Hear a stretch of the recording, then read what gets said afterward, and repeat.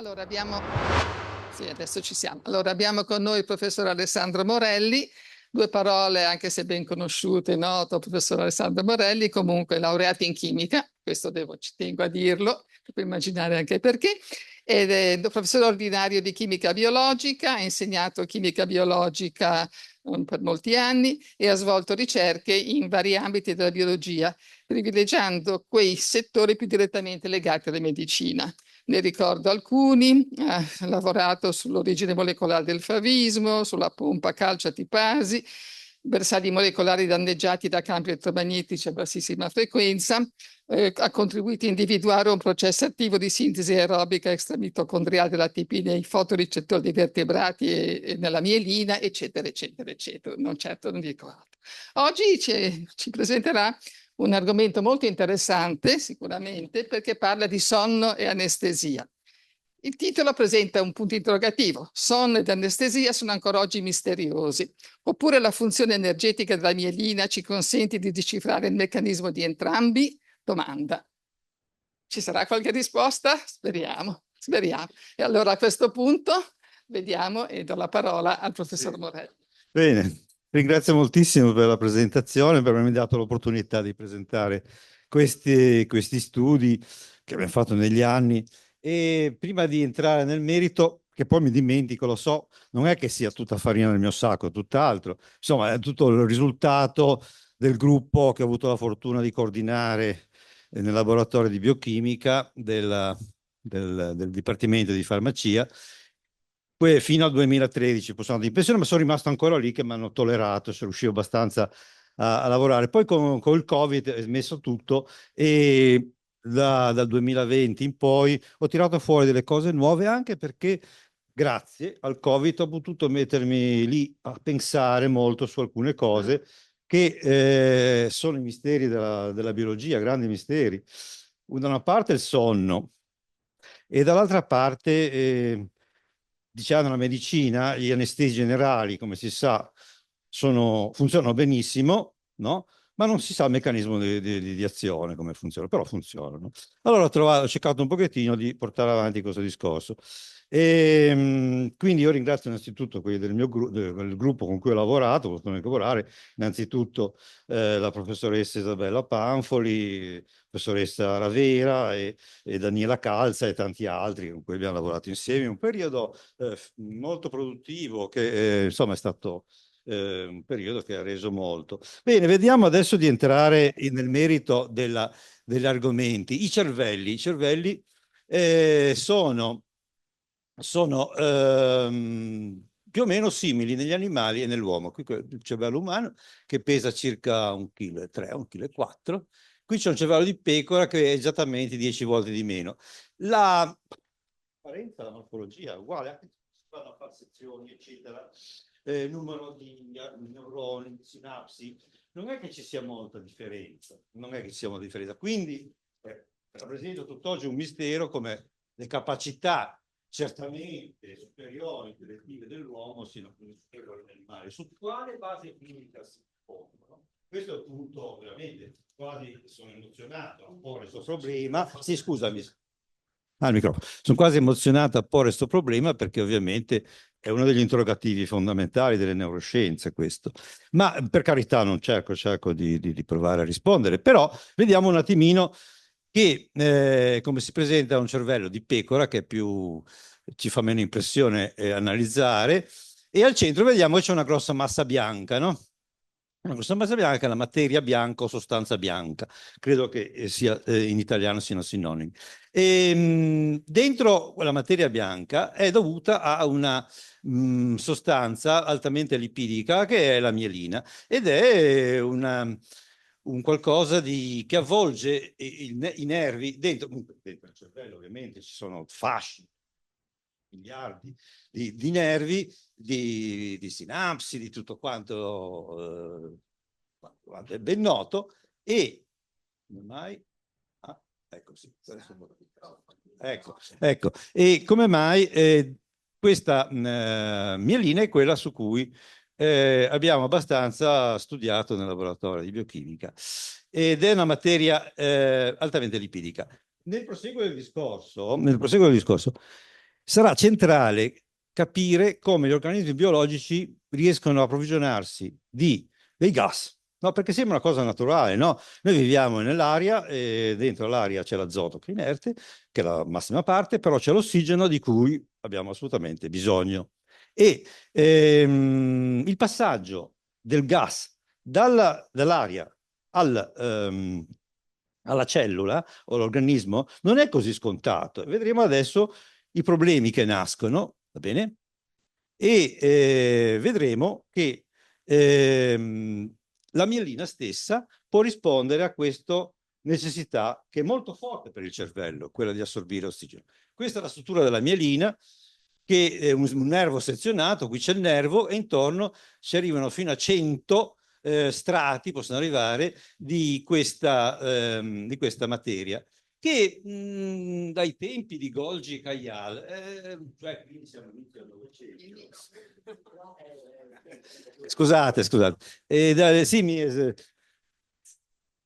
no, dei tempi di Golgi e Kayal è stata considerata come un riempitivo del cervello. Infatti ha il nome di glia, no? Fa parte della glia, e glia vuol dire colla, no? Quindi non gli si è dato molta importanza.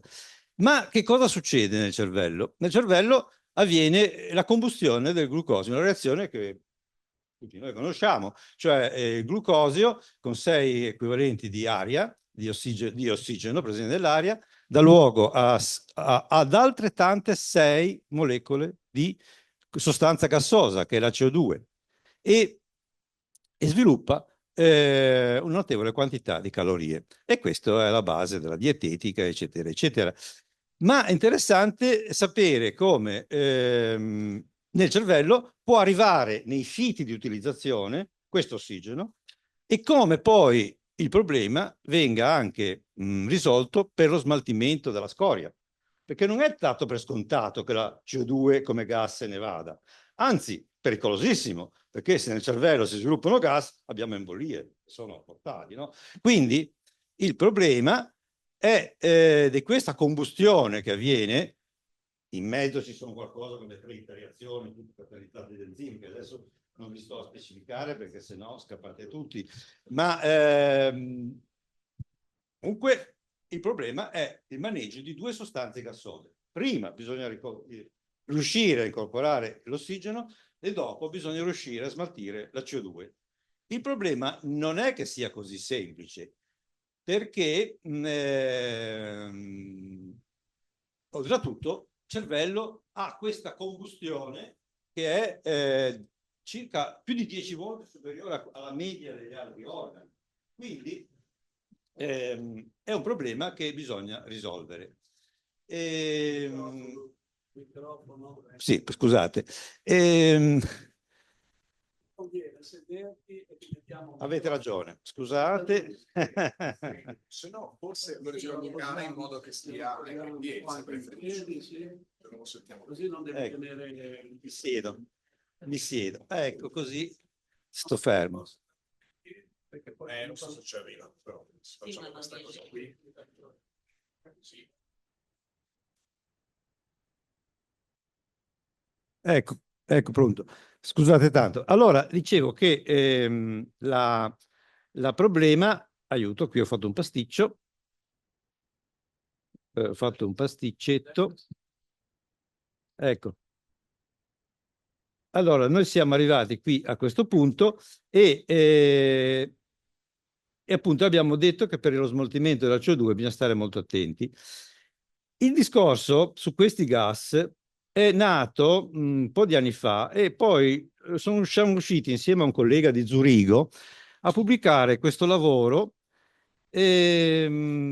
che fa parte dell'attività della ISOT, che è l'International Society of Oxygen Transport Tissue, che è la società internazionale che si occupa proprio dell'assorbimento dei gas.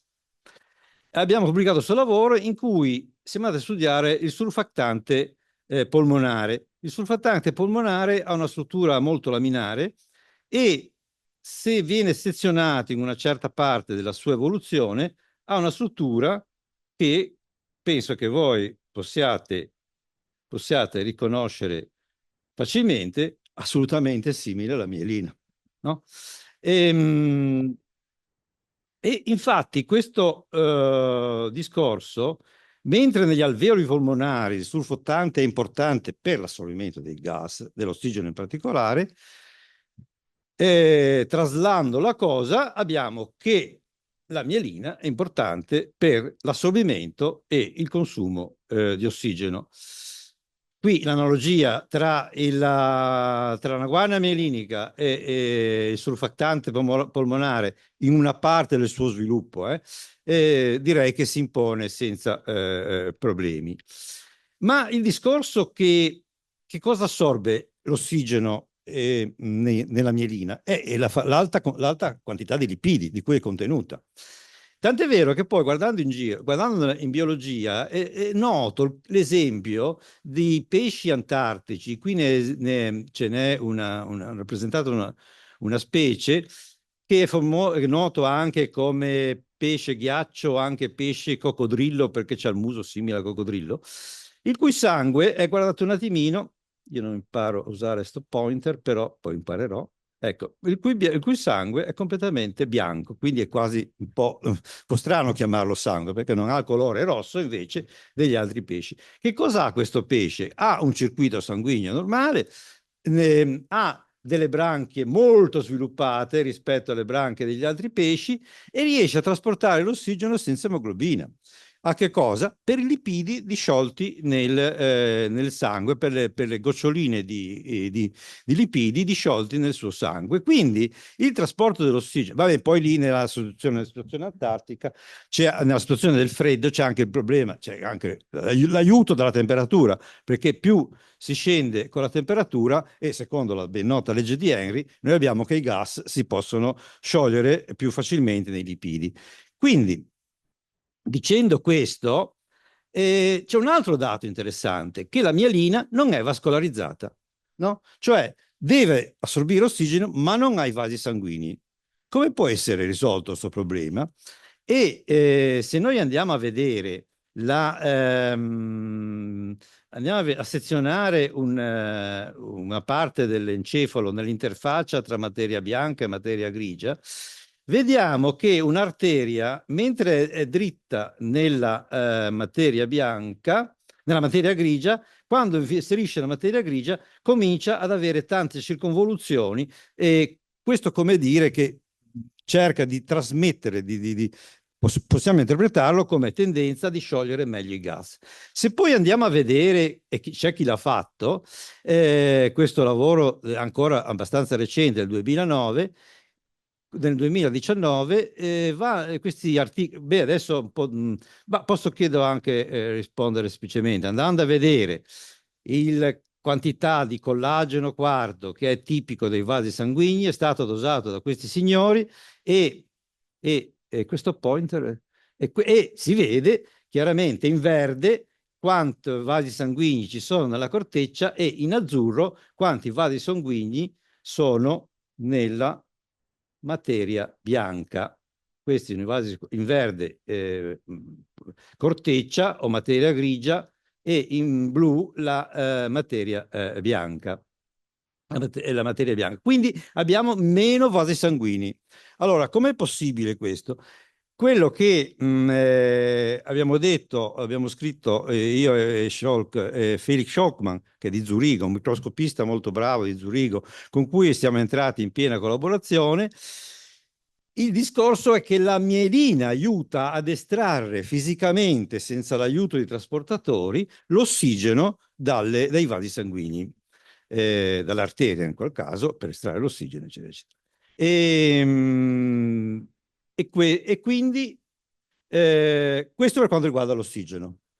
Per quanto riguarda lo sviluppo della CO2, noi abbiamo che in tutti i sistemi biologici lo smaltimento della CO2, che è un gas e quindi non è, diciamo, catturabile dai sistemi enzimatici che sono tutti in acqua, no? O in lipidi, tutti i sistemi biologici hanno un enzima fondamentale che è la carbonico anidrasi che catalizza una reazione molto semplice. Come vedete di reazioni io ve ne propino poche, però queste diciamo che è facilmente da leggere. La CO2 assorbendo una molecola d'acqua si trasforma in bicarbonato e poi libera una protone, cioè genera acidità. Questo è il motivo anche per cui la CO2 genera acidità. No, in realtà la CO2 prima con l'acqua dà carbonato, poi il carbonato si dissocia subito e dà questa reazione qui.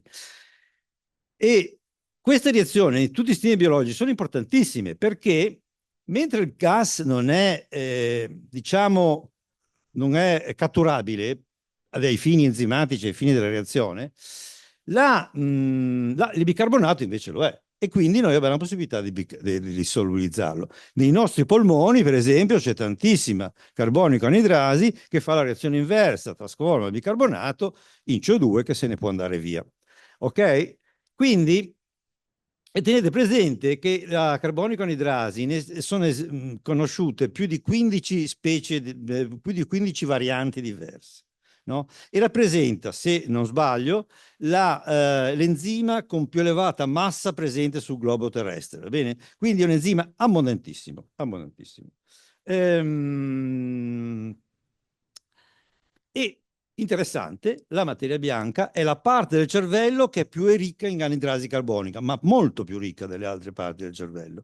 Quindi questo può essere interpretato che essendo presente tanta anidrasi carbonica, questo riflette la necessità di un'alta conversione dentro la mielina della CO2 liberata dalle reazioni enzimatiche in bicarbonato e quindi possibile smaltirla. Vabbè, qui faccio un po' un riassunto della mielina, vado un po' veloce, ma comunque in parte ve l'ho già detto, no? Qui se noi vediamo un assone, cioè un nervo, ed è circondato da queste guanie mieliniche che sono questi fasci che circondano il nervo. Bene, qui ancora una foto per vederla in qualche fotografia a microscopio elettronico, in cui vediamo molto bene questa possibilità.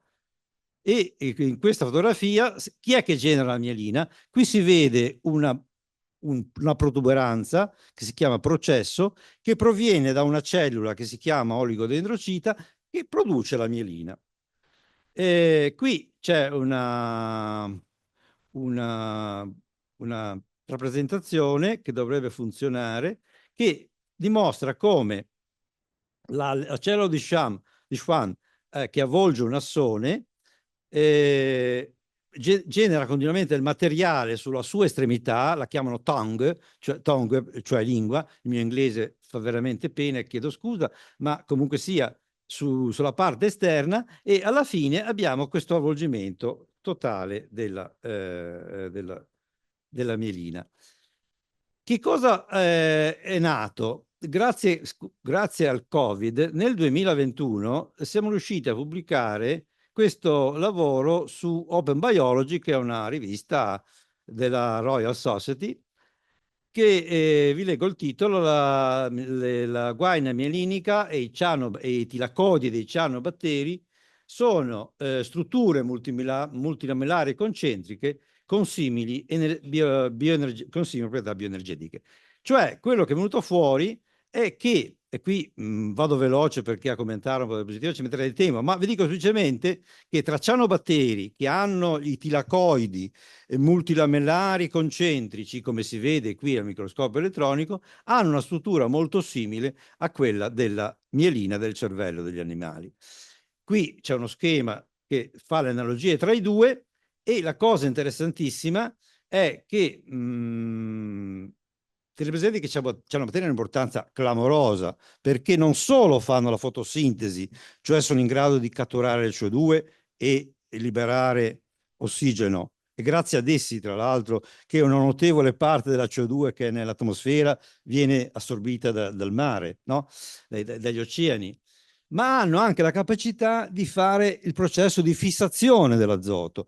Altro argomento, che siamo sempre nel termine dei gas, no? Perché per la biologia è importantissimo il processo di fissazione dell'azoto, no? Perché l'azoto è tanto abbondante nell'aria, ma ha un piccolo difetto: ha 3 legami covalenti che lo tengono insieme i 2 atomi di azoto, per cui è molto stabile.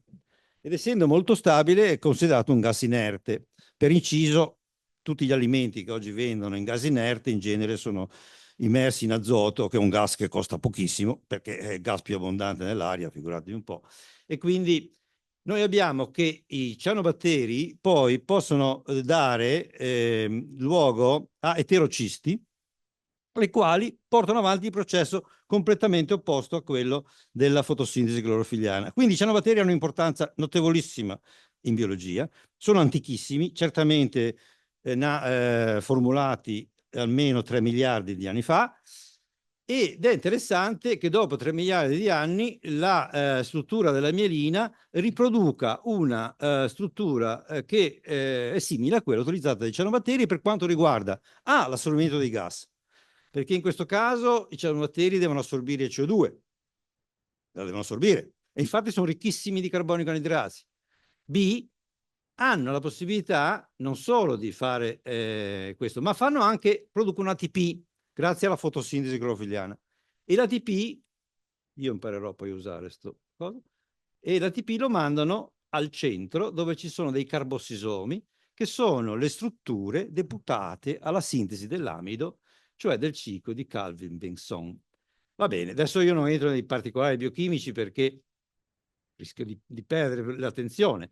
Però che cosa c'è operativo già nei cianobatteri? Il fatto che i composti chimici sintetizzati sulla membrana vengono diretti al centro. Bene, nella mielina, e questa è stata la nostra ipotesi che abbiamo portato avanti per parecchio tempo, l'abbiamo annunciata nel 2009 e poi insomma abbiamo continuato a lavorarci sopra, è che l'ATP sintetizzato nella periferia in queste guaine viene convogliato al centro grazie a dei fori che sono presenti in queste membrane, che sono le gap junction, sono ricchissimi di gap junction. Bene, quindi la similitudine cianobatteri-mielina ci ha consentito di leggere questo. Ma poi c'è anche un'altra cosa su quanto riguarda la mielina, che si arricchisce tantissimo di componenti mitocondriali, tanto che alla fine ha le stesse proprietà dei mitocondri. E questo l'abbiamo trovato noi nel nostro laboratorio. Ma guardate un attimino, così devo fare. Sì. Come mai non riesco a puntare? Sì. Sì. Grazie. No. No. Sì, funziona meglio. Ecco. Sì, meglio, così vedo il pubblico, vedo le persone direttamente, che preferisco. Grazie, scusate. Ecco, allora, scusate, devo ritornare indietro. Devo tornare indietro. Scusate, ho fatto un po' di pasticci. Ecco, lo vedete questa fotografia sul Siegel, che è il libro base della neurochimica? Se voi guardate, qui c'è una cellula che fabbrica la mielina, che è l'oligodendrocita. Penso che si possa vedere. Qui ha un grossissimo nucleo, N sta il nucleo. Li vedete questa parte corpuscolata? Sono i mitocondri, che come vedete si avviano lungo il processo fino ad andare sulle guaine mieliniche. Qui è lo schema che ho fatto io stesso per pubblicarlo su Theoretical Biological Forum nel 2011. Cioè la base era che i mitocondri si formano nel soma dell'oligodendrocita e poi lungo i processi vanno a fondersi nella mielina, quindi alla fine la mielina ha le proprietà dei mitocondri, ma i mitocondri non li vediamo perché ormai sono spariti. Qui c'ho un movimento che ho cercato così di illustrare come i mitocondri possono andare a finire nella mielina in via di formazione. Che cos'è il risultato? Che la mielina alimenta di ATP l'assone e l'ATP nell'assone viene utilizzato per cosa? Per rinnovare l'omeostasi ionica, perché la trasmissione nervosa è tutto un discorso di pompe ioniche che estrudono sodio, che estrudono il potassio e fanno entrare il sodio. Qui è una cosa un po' lunga, ma comunque il cosiddetto potenziale d'azione va avanti perché si consuma ATP poi per rinnovare la giusta disposizione degli ioni. Ma queste cose non approfondisco ovviamente, vista. Ma diciamo che possiamo dire che in un nervo non mielinato la conduzione nervosa va avanti abbastanza lentamente, circa una velocità di 1 metro al secondo, da quello che ho sentito, letto sui sacri testi. Invece, nel nervo mielinato, noi abbiamo che la mielina manda ATP all'assone e quindi le pompe ioniche possono lavorare più velocemente, sono le pompe ioniche regolate da voltaggio, adesso non le sto a dire, e quindi, che consumano ATP, e quindi l'impulso nervoso va molto più veloce, va bene?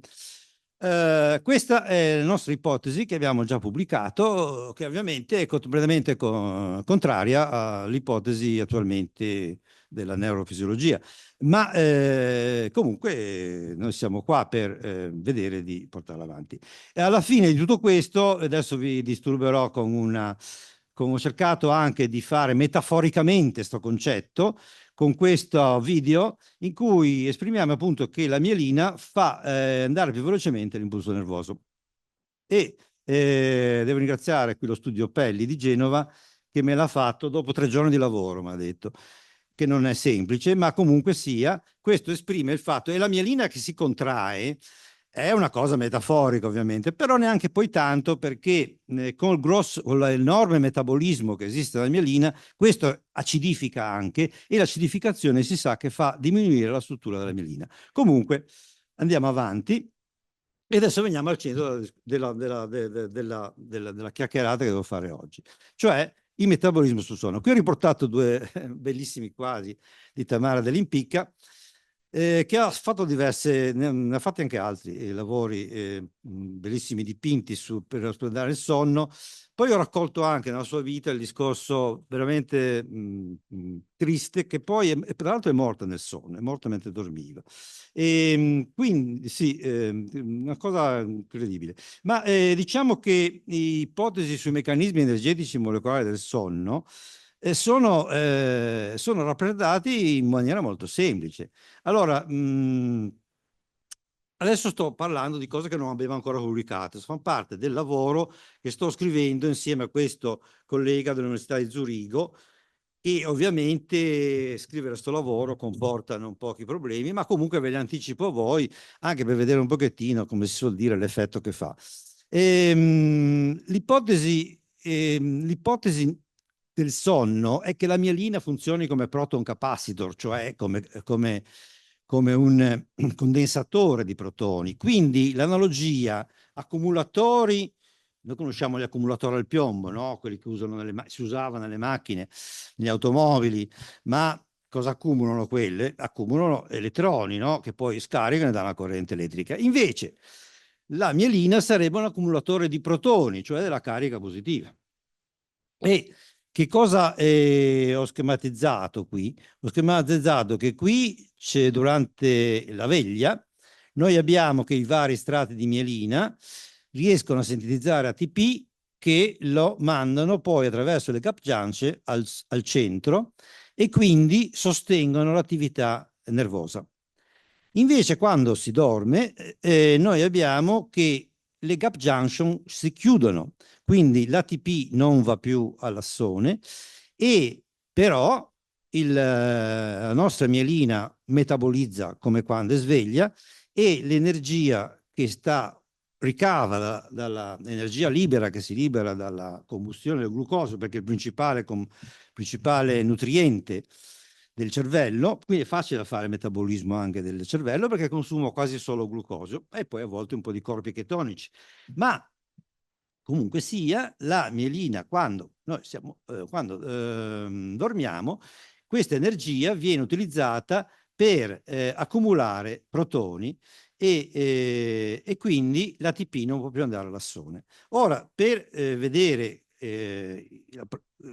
approfonditamente questa cosa, vi do alcuni elementi, ma non posso spiegarlo perché ci vuole un po' di tempo, delle questioni che stiamo cercando di pubblicare. Qui c'è la struttura di un oligodendrocita e le molecole base all'interno dell'oligodendrocita sono quelle che ne costituiscono il 70% delle proteine della mielina. Si chiama proteina basica della mielina, che è anche... ormai non va più? Cosa ho sbagliato? Schiacciato qui? No, non va più il pointer. Ecco. Vabbè, comunque, grazie, scusi. Adesso va, grazie. Sì, vabbè, grazie. Allora, questo è l'oligodendrocite con il suo bravo nucleo che genera la mielina. Dentro c'è la mielin base in protein che ha forma di ferro di cavallo e ha proprio gli aminoacidi basici, quelli che cioè legano il protone, nelle due arm che sono presenti sulle due braccia del ferro di cavallo.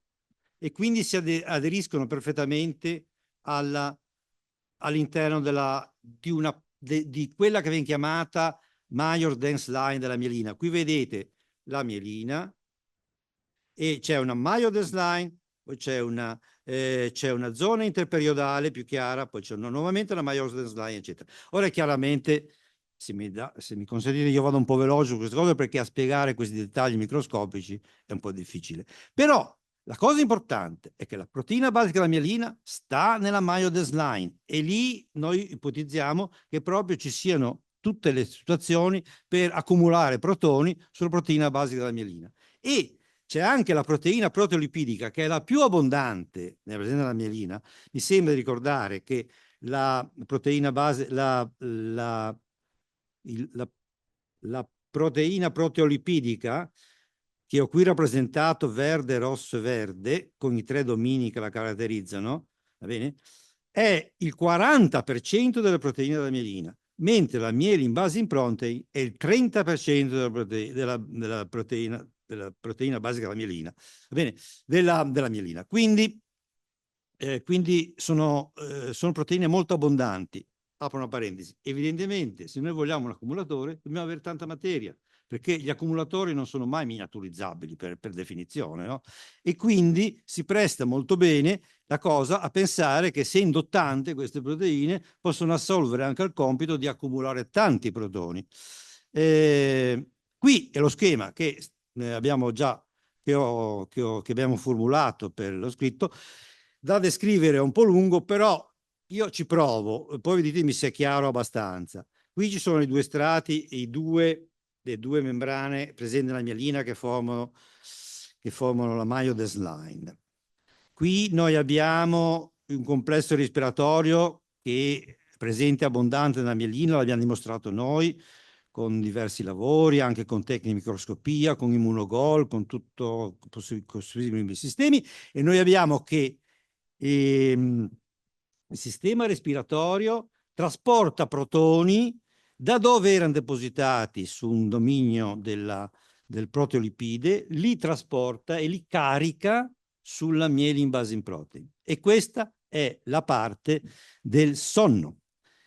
Nella parte della veglia, invece, indicata in violetto, noi abbiamo che i protoni scorrono da dove erano depositati, passano attraverso una proteina straordinaria, complesso proteico straordinario, di cui oggi non vi posso parlare, ma comunque è l'F1, FO, ATP sintasi, che è la nanomacchina più importante presente nei sistemi biologici, che tra l'altro è interessantissima da studiare sul piano evolutivo perché è rimasta invariata praticamente in tutte le specie, perché è il comune denominatore per la sintesi dell'ATP che, o come sappiamo, ATP è la molecola che trasporta energia.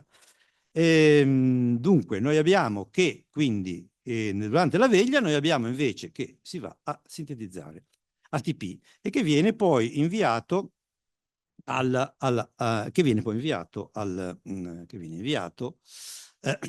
all'assone. Qui abbiamo provato a fare un po' di calcoli, perché come al solito le cose poi bisogna anche quantificare, no? Bisogna applicare il cosiddetto Fermi problem, no? Cioè Fermi era abituato a dire, ma insomma, vediamo un po' le cose, anche se facciamo i calcoli non precisi, però all'ingrosso possiamo vedere se una cosa è compatibile o non lo è, no? E vabbè, allora applicando questo concetto ci siamo messi un po' a calcolare. Qui ovviamente ci vuole del tempo, però è tutto ben specificato, 1 centimetro cubico di mielina a circa 62 metri quadri, se non andiamo a fare il calcolo a superficie. E su questa superficie, facendo il calcolo di quante molecole di miele in base in protein si affacciano, noi abbiamo che i protoni che possono essere accumulati in 8 ore di sonno sono 13 in 10 alla 20, cioè un numero elevatissimo, però in 1 centimetro di mielina. D'altra parte, il numero di protoni che possono strutturare la miele in base in protein, eccetera, eccetera, dai calcoli nostri sono 8 in 10 alla 20, quindi sostanzialmente l'ordine di grandezza c'è. Allora, quindi diciamo che questa idea che il sonno e la veglia siano regolati da questo abbastanza quadra con i calcoli che ovviamente adesso io trovo difficoltà a spiegare. Ma l'appunto cruciale, e su cui mi fa piacere anche un pochettino vedere un po' di storia, è come mai si va a dormire? Beh, durante il giorno c'è una sintesi di un composto molto molto semplice, che è l'oliammide, non è altro che l'ammide dell'acido oleico.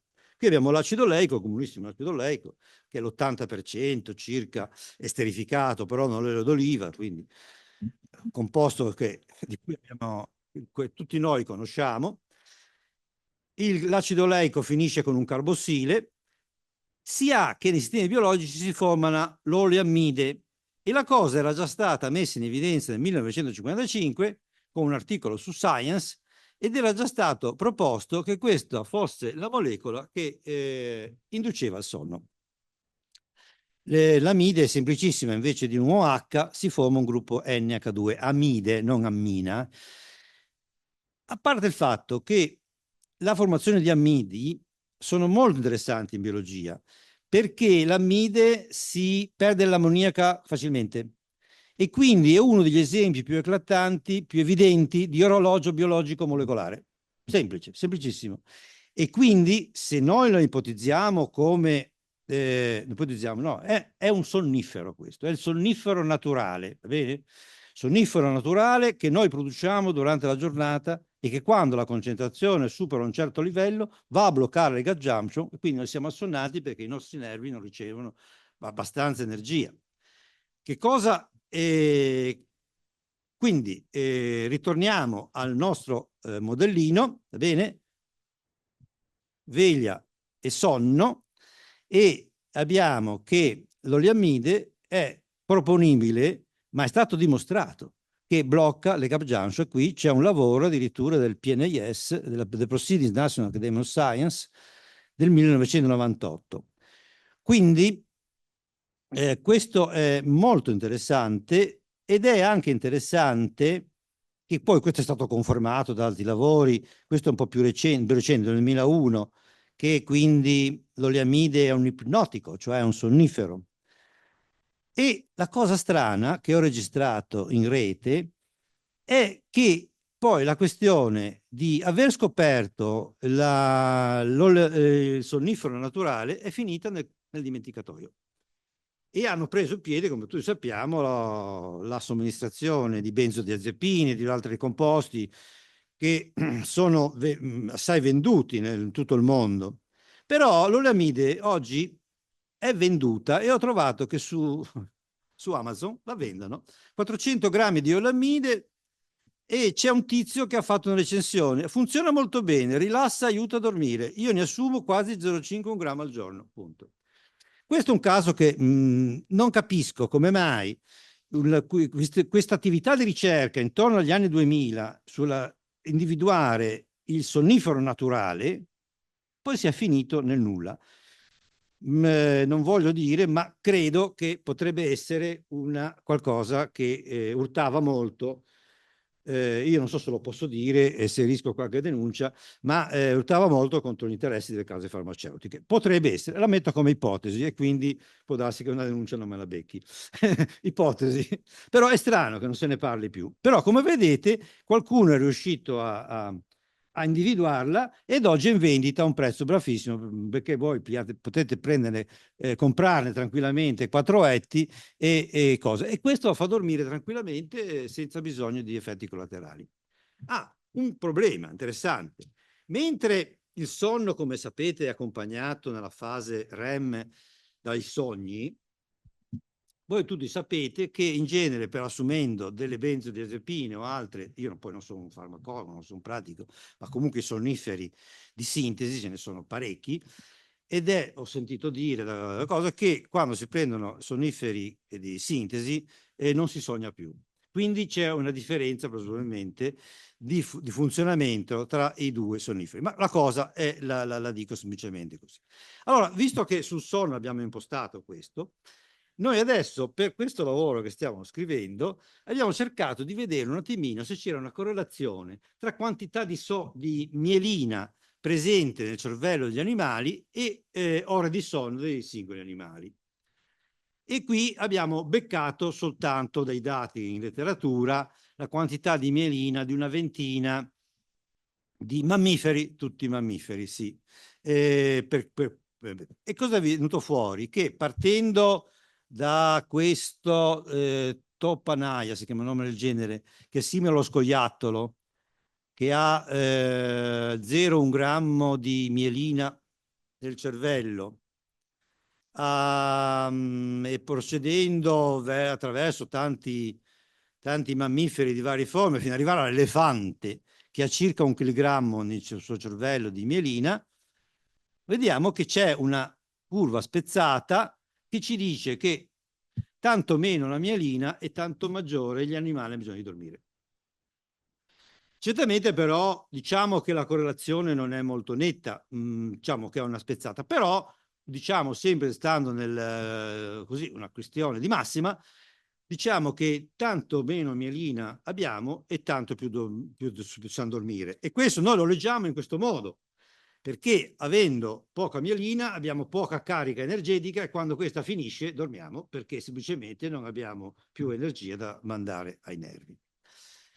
Poi abbiamo tentato di fare un'altra operazione, ma semplicemente così a mano, di vedere gli animali che hanno alta intelligenza e alta attività motoria, e qui ho indicato la tratteggiata in rosso, e in questi c'è compreso anche l'uomo, con gli animali che sono un po' più tranquilli e che hanno bassa attività motoria e, possiamo dirlo, meno intelligenza apparentemente degli altri.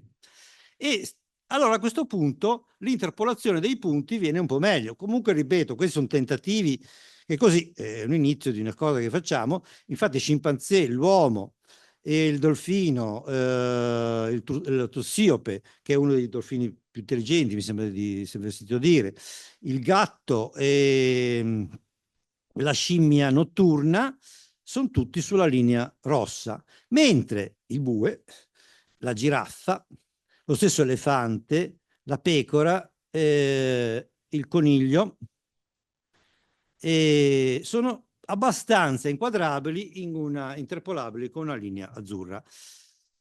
Questo non so se avrà valore di prova, ma comunque sia è un qualcosa che ci permette un pochettino di associare effettivamente il sonno alla quantità di mielina e soprattutto le capacità intellettive. Perché se la mielina è tanta, noi abbiamo anche che mentre siamo svegli, lei ci aiuta ad avere un'attività nervosa molto, molto intensa perché scarica sui nervi molta energia. E quindi i commenti li ho già fatti e vado oltre. Adesso passiamo al terzo capitolo, che è l'anestesia generale, che io da anni mettevo un po' da parte articoli che leggevo sull'anestesia, perché anestesia ci sono forti analogie. E ultimamente sono usciti fuori delle pubblicazioni interessanti che c'è sempre più questo accostamento tra anestesia generale e sonno, e allora mi è venuta la voglia di regolarizzare un po' questo collegamento e andrò veloce. Esistono più report che dimostrano che alcuni anestetici generali, primo, si legano preferenzialmente alla mielina e per trattamenti prolungati apportano danni irreversibili alla mielina. Aggiungo anche una cosa che ho letto poi, che se si deve anestizzare un paziente che è in debito di sonno, è più facile anestizzarlo che non uno che invece ha già dormito. Questo potrebbe effettivamente essere in linea, in sintonia con il discorso che gli anestetici inducono il sonno. Un sonno uguale al sonno naturale? Non lo saprei dire al momento, però c'è un discorso che farò alla fine, che da quello che ho letto in giro, ed è anche la mia esperienza personale, nelle anestesie che ho fatto 2 volte nella vita mia, ho sognato profondamente, va bene? Quindi avevo un sonno REM, presumibilmente. Ma comunque sia, questo è il discorso primo, che si legano professionalmente alla mielina, punto. Ed è dimostrato questo. Poi, sono bloccanti delle gap junction. E anche questo poi vi farò vedere i lavori di persone che l'hanno dimostrato. Poi sono inibitori della fosforilazione ossidativa mitocondriale. Quindi 3 cose che ci portano a valorizzare l'ipotesi che in effetti gli anestetici generali colpiscono la mielina e ne blocchino la propria alimentazione di energia sui nervi. Qui c'è l'allottano, che è un anestetico per inalazione, uno dei più classici, che già nell'82 fu dimostrato che si andava a localizzare sulla mielina. Ma allora non si poté certamente spiegare perché era efficace, non voglio dire, ma perché questi signori non conoscevano ancora poi le cose che abbiamo scoperto noi nel laboratorio di biochimica di Genova. 2, gli anestetici generali sono bloccanti del gap junction. Qui è stato dimostrato in maniera direi inconfutabile. Va bene? Lavoro del 2006, più recente. Gli anestetici generali sono inibitori della fosforilazione ossidativa mitocondriale?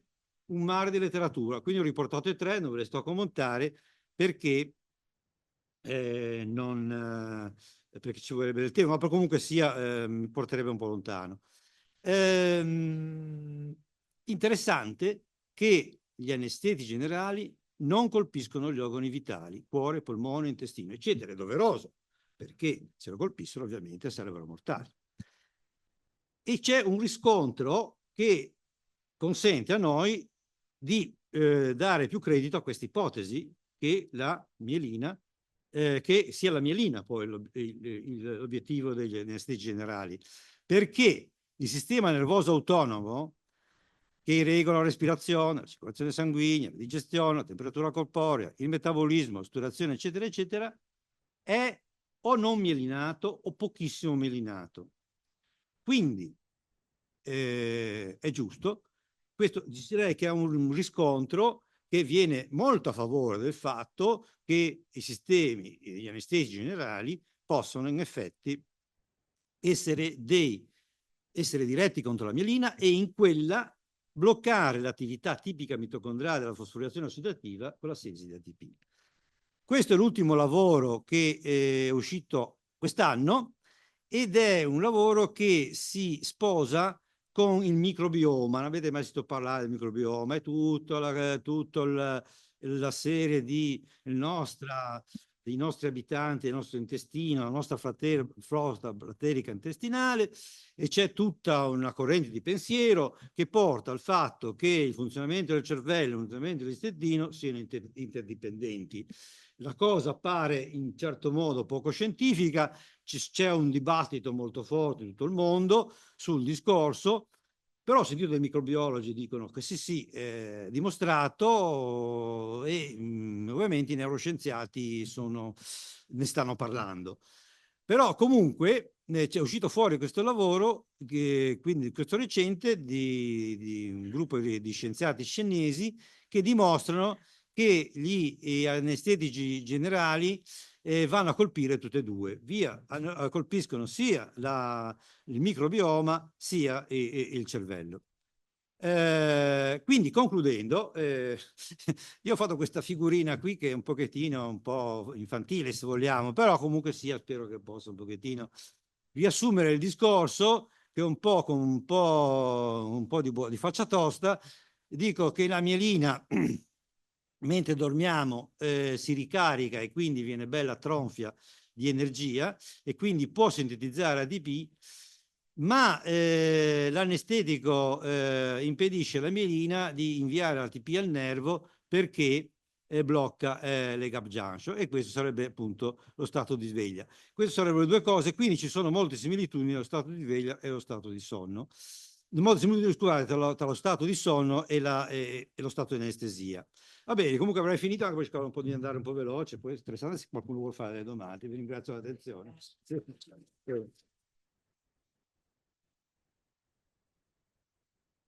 Grazie per l'interessante relazione. Ci sono tante cose che penso che vorranno essere chieste da... Funziona? Sì, funziona. Domande? Allora. La mielina è responsabile della conduzione nervosa, no? E nella sclerosi multipla è la responsabile, quindi Sì, sì, interessantissima domanda, perché è chiaro, non si pensa a mielina, si pensa a sclerosi multipla. Ora, no, nel laboratorio, intorno agli anni 2011, abbiamo sezionato un numero notevole di reperti autoptici di soggetti deceduti per sclerosi multipla, e in tutti abbiamo visto che la componente mitocondriale era molto, a parte il fatto che c'erano le placche, però vedevamo che nella mielina c'era un basso tenore di tutti i componenti mitocondriali, che sono quelli che fanno ATP. Ora il destino ha voluto, per una serie di avventure a cui non sto a dire, soprattutto dal fatto che i revisori ce l'hanno sempre ricacciato indietro sul lavoro, questi dati sono ancora da pubblicare. Comunque, come mia esperienza, posso dire che queste fotografie le ho viste, e quindi effettivamente per quello che noi abbiamo fatto, ci risulta che la sclerosi multipla sia dovuta a un danno alla mielina. Sull'origine di questo danno, che poi si trasmette come bassa assistenza al nervo, ovviamente, come fa. Ma prima il danno alla mielina e poi... l'abbiamo questo anche, ne ha fatto un lavoro recentemente, che non ho impostato, l'ho fatto con quel nostro collega di Oxford, e siamo andati a vedere che l'ha contenuto, c'è una malattia che è la malattia della tossicità da piombo, che ha dei sintomi molto analoghi alla sclerosi multipla, cosiddetto poi saturnismo, no? E si sapeva che già ai tempi dei Romani c'erano casi di saturnismo, che i Romani maneggiavano tantissimo piombo. Siamo andati a vedere che in effetti, facendo corrottaggio dell'Antartide, si è visto che intorno a 2000 anni fa la quantità di piombo aumentava, perché c'era un grosso uso di piombo. Pensate che addirittura i Romani foderavano le chiglie delle navi di piombo, quindi c'era attività metallurgica non da poco. E questo è rimasto come traccia nei ghiacciai antartici. Bene, detto questo, poi, accostando il fatto che nella Sardegna c'è 4 volte più incidenza di sclerosi multipla rispetto al continente d'Italia, abbiamo voluto collegare questa attività intensa mineraria dei romani al fatto che, qui ci sono anche dei genetisti, l'abbiamo buttata lì come cosa possibile, certamente non dimostrabile su base genetica, io poi la genetica non la so, ma trasmesse su base ereditaria alla progenie come maggior sensibilità alla risposta autoimmune. Per cui una tossicità da piombo in un soggetto diciamo normale, no? Non predisposto alla malattia, dà la risposta autoimmune più tardi, mentre un soggetto predisposto alla malattia dà la risposta autoimmune prima, per cui abbiamo la reazione autoimmune che è tipica della sclerosi multipla, che è quella di poi creare le placche, eccetera, eccetera. Questo è quello che abbiamo visto sulla sclerosi multipla. Le posso dire che tra me e la società italiana di sclerosi multipla non corre buon sangue, assolutamente. Mi considero un eretico, siamo già andati a parlare, eccetera, assolutamente hanno archiviato tutto, quindi queste sono cose che le riporto in base alle nostre esperienze. Va bene. Qualche altra domanda? Tutto chiaro quello che ha detto il professor Morelli? No, materiale non ho messo C'è una tanto. domanda che no. Non ho ben chiaro se dunque la correlazione tra se la mielina è responsabile effettivamente, cioè di suo, del sonno, oppure attraverso dei meccanismi, uno dei quali è quello che hai fatto vedere, però ce ne sono magari altri che potrebbero essere competitivi. E su questi vorrei che magari dicessi qualche parola. Ti ringrazio molto per la domanda, perché in effetti capisco che le cose che ho, diciamo, messo e che ho descritto sono molte. Mi può mica impostare la 27? Grazie. Ecco, ecco qua, sì. Allora, il discorso è che di base la mielina serve a dare, questo secondo i nostri lavori, secondo le nostre pubblicazioni. Un momento, abbiamo fatto quasi 50 pubblicazioni, su cui hanno lavorato circa 120 ricercatori a vario titolo. Quindi non è che siano frutto così di una cosa. Però la mielina ha tutte le proprietà dei mitocondri, nel senso che fa molto ATP, e quindi respira, consuma ossigeno e produce CO2, perché ha tutte le reazioni all'interno. Adesso, aperta parentesi, abbiamo individuato che ci sono tutti gli 8 enzimi del ciclo di Krebs, va bene? Quindi questa è la base fondamentale perché avvengano queste reazioni. E quindi noi, mentre siamo svegli, abbiamo che l'assone, grazie a dei sistemi che ai propri mitocondri, presumibilmente, ma questa è controversa la faccenda, perché ne ha pochissimi mitocondri, tra l'altro strani. L'assone, grazie ai propri mitocondri, fornisca di ATP, però il grosso dell'ATP glielo fornisce la mielina. E anzi, è anche giustificato dal fatto che più strati alla mielina, non me lo fa più questo pointer, aiuto, scusate, appiglierò. Devo schiacciare qui per avere il pointer. Scusi.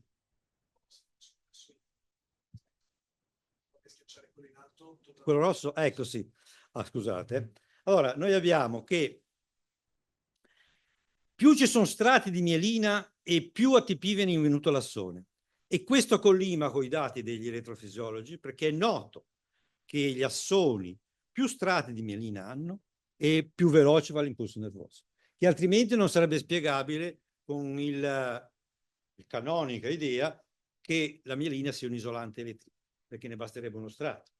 No? Invece no, più strati ci sono e più questo. E questo è analogo a quello che succede nei cianobatteri, perché anche nei cianobatteri più tilacoidi multilamellari concentrici hanno e più ATP possono mandare al centro dove sono i carbossisomi che fabbricano l'amido, va bene? Cioè portano avanti il processo base della fotosintesi, che è il ciclo di Calvin-Benson, che anche quello è qualcosa come 25, una ventina di reazioni che ovviamente vi risparmio, perché la biochimica poi potrebbe essere abbastanza indigesta se la vogliamo vedere proprio nei dettagli, va bene? Quindi sto parlando per termini molto riassuntivi. Quindi, per rispondere alla tua domanda, più mielina c'è intorno al nervo e più veloce va la sonda, quindi diciamo che quel nervo è più efficiente, perché più c'è velocità e poi possiamo pensare che c'è velocità. Il discorso che la mielina lo può fare perché non solo mentre siamo svegli al proprio ossigeno che alimenta la combustione e quindi produce ATP, ma in più utilizza anche la ricarica, no? la carica, e quindi scarica ATP, scarica i protoni e sintetizza ATP. Quindi ha un duplice contributo di protoni, quello dello scarico della mina e quello che fa al momento. Ecco. Quando poi, mentre siamo vegli, tra l'altro ci sono dei lavori sul JBC che dimostrano che il citocromo C, mentre lavora, è sintetizzatore della oleamide. Bene, quindi è stato dimostrato che l'oleamide, sono esperimenti, dimostrano che quando noi siamo vicini al sonno, ad oleamide, i nostri livelli di oleamide sono più elevati. Perché l'interpretazione che noi diamo ripeto, questo grafico non l'ho ancora pubblicato, fa parte delle figure che mi prometto di pubblicare, se sarà accettato, sul lavoro che stiamo proponendo. E noi abbiamo che le oleamide indicate come vanno a chiudere le gap junction. Le gap junction sono dei buchi, no? Dei sistemi di proteine di membrana che formano dei buchi della membrana. Sotto l'azione delle oleamide questi si chiudono. Bene? Non so se ho risposto alla tua domanda. C'è ancora una domanda? L'ultima domanda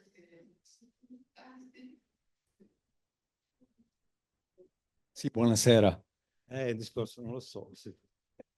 Mi pare di aver capito che in estrema sintesi durante il sonno abbiamo la fase di ricarica. Ora, la domanda è la seguente. Pur avendo alcune persone una fase di sonno molto breve, dimostrano nella vita quotidiana una grande capacità di fare ed energetica nella vita quotidiana. Altre persone, pur dormendo tanto, viceversa non è così. Un esempio fra tutti, Leonardo dormiva pochissimo, Sì. eppure ha realizzato delle cose Sì. che ad altri artisti non sono... Mi spiega? Interessante. Grazie. Anche Andreotti dormiva pochissimo. Sì.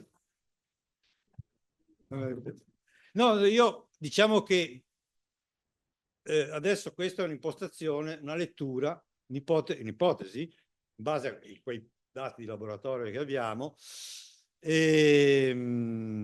sul sonno. Un'ipotesi che formuliamo con molta cautela, anche per il fatto che il sonno è uno dei più grandi misteri della biologia. Tutti gli animali dormono. E anzi, il non dormire è causa di morte prolungata. Quindi è un processo con cui abbiamo assolutamente a che fare, e come sia possibile, non lo so, io così tiro a dare, magari può darsi che i soggetti che dormono poco abbiano una mielina più efficiente, che si carica prima, e quindi possono svegliarsi perché ormai la loro carica si è fatta. Ma questo la butto lì come ipotesi. Essendo questa ipotesi, anzi, neanche stata pubblicata, cioè l'ho pubblicata nel 2011 come una letter comandata a Sleep Medicine.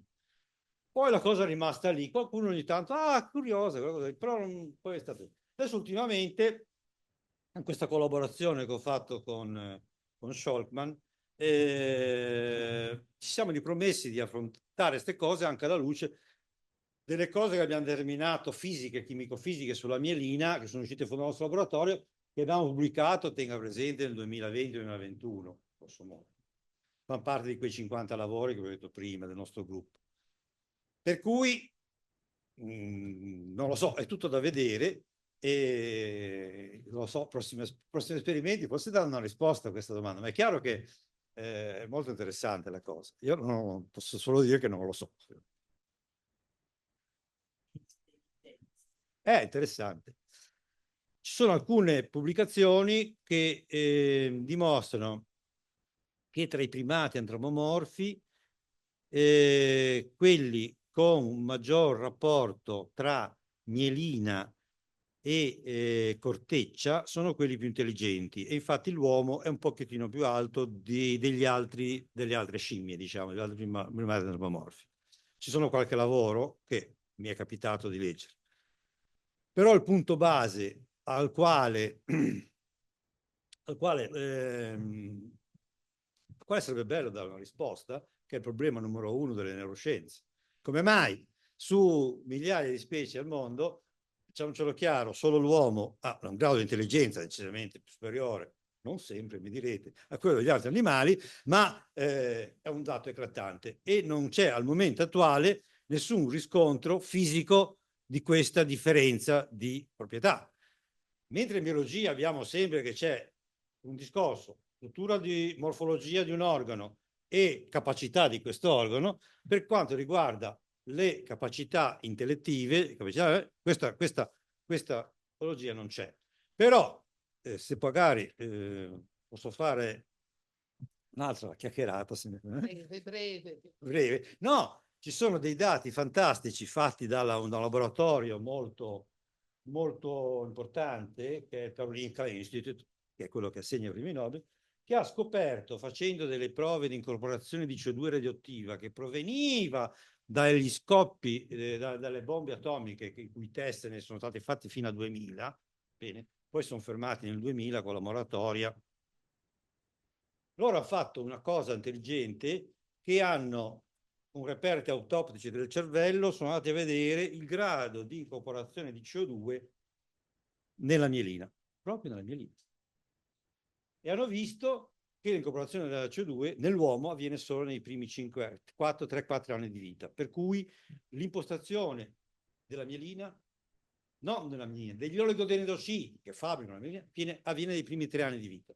Un lavoro straordinario, che secondo me la comunità internazionale non ha opportunamente valorizzato, anche perché io penso che l'interesse sulla mielina è molto modesto. È un riempitivo. Il sistema nervoso pensa al neurone, si pensa alla rete neurale, non si pensa alla glia, no? E questi signori del Karolinska Institute non solo hanno dimostrato questo, ma hanno dimostrato appunto che mentre nell'uomo l'oligodendrocita si forma nei primi 3 anni di vita e se lo tiene per tutta la vita, negli animali invece si rinnova sempre.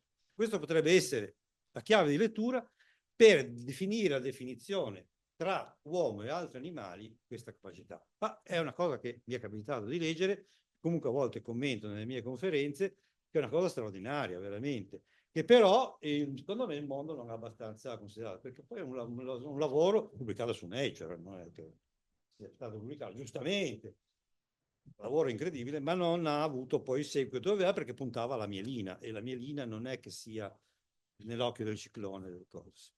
Non rende. No. Va bene. L'intelligenza tra gli esseri umani che scartano. Ma è stato analizzato il cervello di Einstein, perché morto Einstein, poi preso il cervello è stato fonte di tante analisi. Aveva un po' meno mielina degli altri esseri. Un po' meno. Sì, un po' meno. Non c'è che... Va bene. No, siamo nel mistero, ma poi scienza e mistero molto spesso si sposano. Assolutamente sì. Va bene, io credo che c'è ancora una domanda, ma magari può farla direttamente.